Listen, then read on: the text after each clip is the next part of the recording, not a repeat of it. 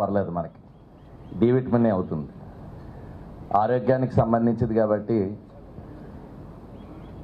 మానసిక ఒత్తిళ్ళకి మనం నిత్యం అన్ని రకాల ఉద్యోగస్తులు కావచ్చు, మాలాంటి రాజకీయ నాయకులు కావచ్చు, వ్యాపారస్తులు కావచ్చు, ప్రతి ఒక్కరికి కూడా అసలు మందు లేదు అని డాక్టర్లు కూడా మీ మనసును మీరు ఆధీనం చేసుకోవడానికి యోగాకు వెళ్ళండి అని చెప్పే రోజులు ఇప్పుడు ఉన్నాం. మన అదృష్టం విశాఖపట్నాన్ని ప్రపంచ పటంలో అన్ని రంగాల్లో విశాఖకు ప్రత్యేక స్థానం ఉండాలని కోరుకునే వ్యక్తుల్లో నేను ఒకడిని.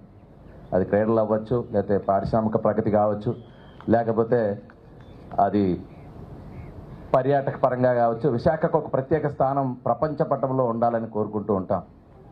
ఈరోజు రేపు జూలై 21న యోగా ద్వారా అది సాధ్యపడుతున్నందుకు ప్రత్యేకంగా దానికి కారకులైన వారందరికీ, జిల్లా యంత్రాంగం కావచ్చు, మా కలెక్టర్ గారి నుంచి నరేంద్ర మోడీ గారు, మన ముఖ్యమంత్రి చంద్రబాబు నాయుడు గారు విశాఖని వేదికగా ఈ యోగా దినోత్సవం జరుపుకోవడం, యోగా ప్రత్యేకతలు కానీ యోగా ప్రాధాన్యత కానీ తెలిసిన వారు అందరూ ఇక్కడ ఉన్నారు, ప్రత్యేకంగా చెప్పదలుచుకోలేదు. కానీ ఉదయం లేచినప్పటి నుంచి సాయంత్రం వరకు అదే ఉత్సాహాన్ని మన దేశ ప్రధానిలో కానీ మన ముఖ్యమంత్రి చంద్రబాబు నాయుడు గారిలో మేము చూస్తుంటాం.